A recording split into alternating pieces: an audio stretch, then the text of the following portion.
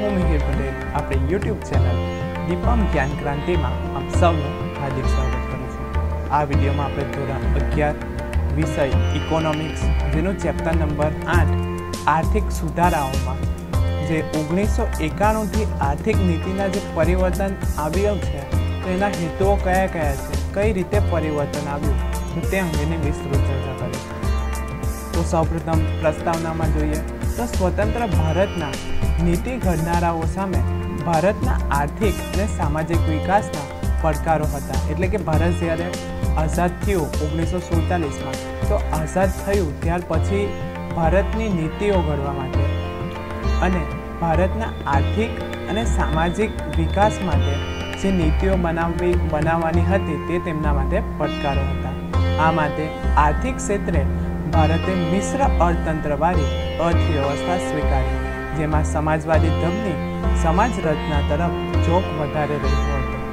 1947થી 1990ના ગાળામાં ભારતે અપનાવેલ આયોજિત વિકાસની વ્યૂહરચના અને અર્થતંત્ર પર રાજ્યના વધારે પડતા અંકુશોને લીધે આપણા આર્થિક ધ્યેયોને પ્રાપ્ત કરવામાં મુશ્કેલી પડી તેમ ઘણા આર્થિક નિષ્ણાતોને લાગ્યું। એટલે કે જે 1947થી 1990 સુધીનો જે સમય હતો તો એ દરમિયાન સરકારે નીતિઓની રચના કરી, એમાં આર્થિક છે સામાજિક વિકાસ માટે તેમને પડકારો હતા।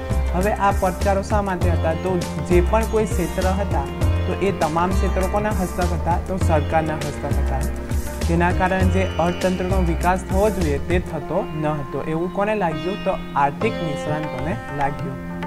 ભારતના વેપારની તુલનામાં ઊંચી ખાધ રહી, એટલે કે આયાતની સરખામણીમાં નિકાસો નીચી રહેતા વિદેશી હુંડિયામણની કમાણીમાં ખાધ વર્તાઈ અને ભારતે વિદેશી સંસ્થાઓ પાસેથી મદદ લેવી પડતી હતી। એટલે કે ભારતના જે વેપારો હતા તો એ વેપારની તુલનામાં શું હતું તો ઊંચી ખાધ રહી હતી।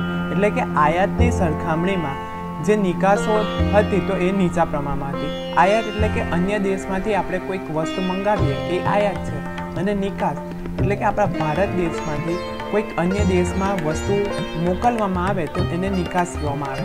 તો ત્યારે શું હતું આપણે બીજા ઉપર આધાર રાખવો પડતો હતો, આયાતો કરવી પડતી હતી વધારે પ્રમાણમાં, અને જે નિકાસો થતી હતી તો એ નીચા પ્રમાણમાં હતી। તેના કારણે ભારતે વિદેશી સંસ્થાઓ પાસેથી મદદ લેવી પડતી હતી।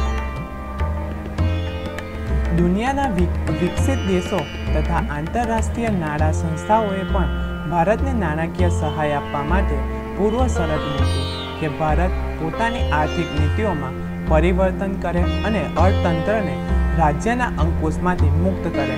હવે ભારતે પોતાનો વિકાસ કરવો હોય તો ભારતે જે આંતરરાષ્ટ્રીય બેંક છે તો એમની પાસેથી નાણાં લેવા પડે। હવે નાણાં લેવા માટે એમણે શું શરત મૂકી હતી તો એમણે શરત મૂકી હતી કે એક જ શરતે એ ભારતને નાણાં આપે। એ કઈ શરત હતી તો નાણાકીય સહાય આપવા માટે પૂર્વ શરત એ હતી કે ભારત પોતાની આર્થિક નીતિમાં શું છે આર્થિક નીતિઓમાં પરિવર્તન કરે અને અર્થતંત્રને રાજ્યના અંકુશમાંથી મુક્ત કરે। એટલે કે સરકારના હસ્તક જે પણ કોઈ ઉદ્યોગો હતા તો એના પર જે સરકારની માલિકી હતી તો એને ઓછા પ્રમાણમાં કરવી અથવા તો ખાનગી ક્ષેત્રને આવાહન આપવું, એટલે કે તેમને શેરો વેચવા। તેના કારણે શું થશે તો રાજ્યના જે અંકુશ હતા તો એમાં ઘટાડો થશે।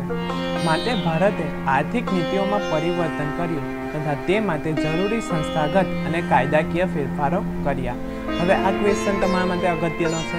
1991થી આર્થિક નીતિના પરિવર્તન માટેના હેતુઓ કયા કયા છે તો આ તમને લોંગ ક્વેશ્ચનમાં અથવા તો શોર્ટ ટર્મમાં પૂછાઈ શકે કે 1991થી આર્થિક નીતિના પરિવર્તન માટેના હેતુઓ કયા કયા છે તો એ જોઈએ તો રાજ્યના અંકુશોવાળી અર્થવ્યવસ્થાને બજાર આધારિત મુક્ત અર્થવ્યવસ્થા તરફ લઈ જવા તથા મિશ્ર અર્થવ્યવસ્થામાં જાહેર ક્ષેત્રનો વ્યાપ ઘટાડીને ખાનગી ક્ષેત્રનો વ્યાપ વધારવા ભારતમાં ઈસવીસન 1991માં આર્થિક કાયદાઓ બદલવામાં આવ્યા અને આર્થિક નીતિઓનું પરિવર્તન થયું।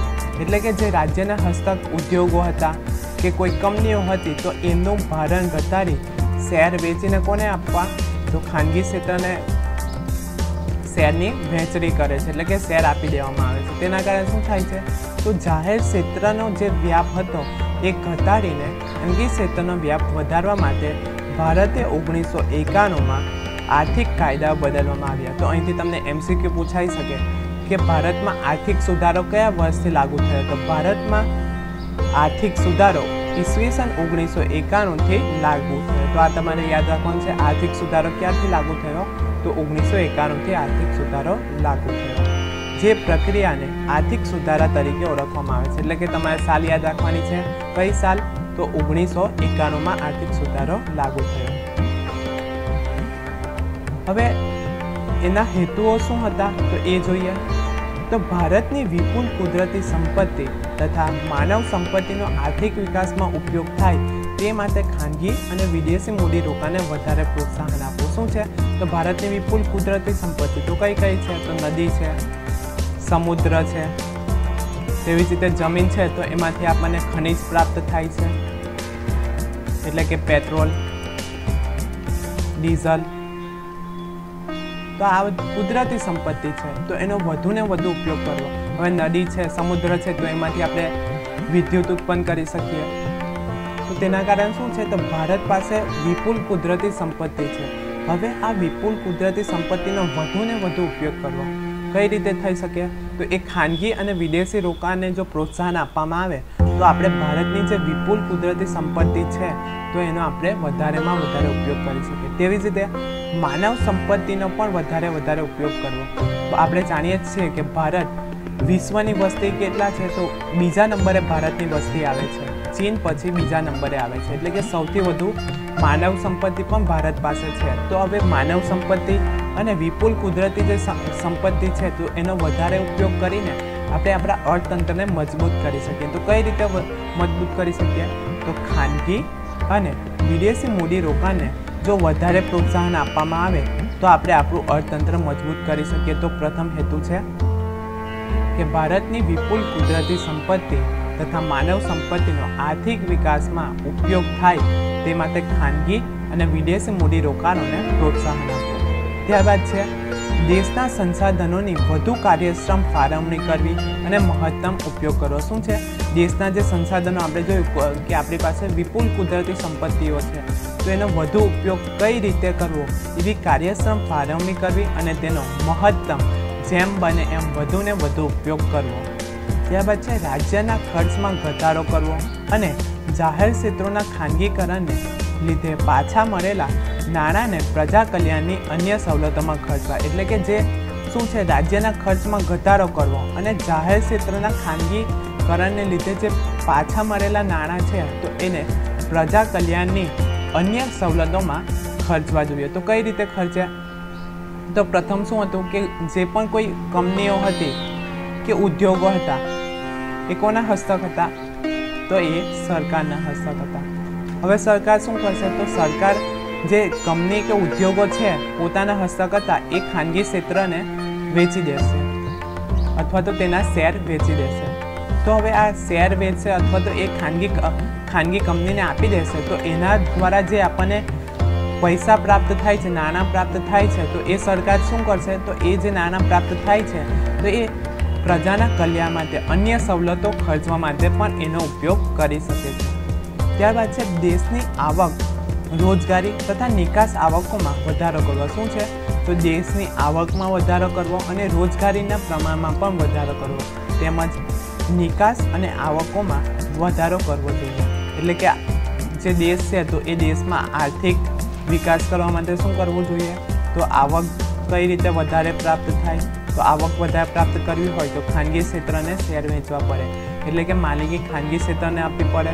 તેમજ જે આપણા દેશમાં વસ્તુ ઉત્પન્ન થાય છે તો એની નિકાસ વધારવી જોઈએ। તો નિકાસ જો વધશે તો આપણને શું થશે? તો વધુ નાણાં પ્રાપ્ત થશે, તો આપણી આવકમાં વધારો થશે।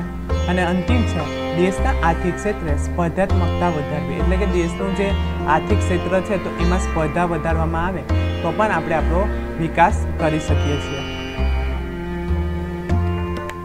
હવે જોઈએ લાંબા ગાળે દેશનો આર્થિક વિકાસ અને વૃદ્ધિ દર સાતત્યપૂર્ણ વધારવો જોઈએ। શું છે? તો લાંબા ગાળે દેશનો આર્થિક વિકાસ અને તેનો વૃદ્ધિ દર પણ ધીમે ધીમે વધારવો જોઈએ। તો આ પણ એક હેતુ છે કે લાંબા ગાળે દેશનો આર્થિક વિકાસ અને વૃદ્ધિ દર વધારવો જોઈએ।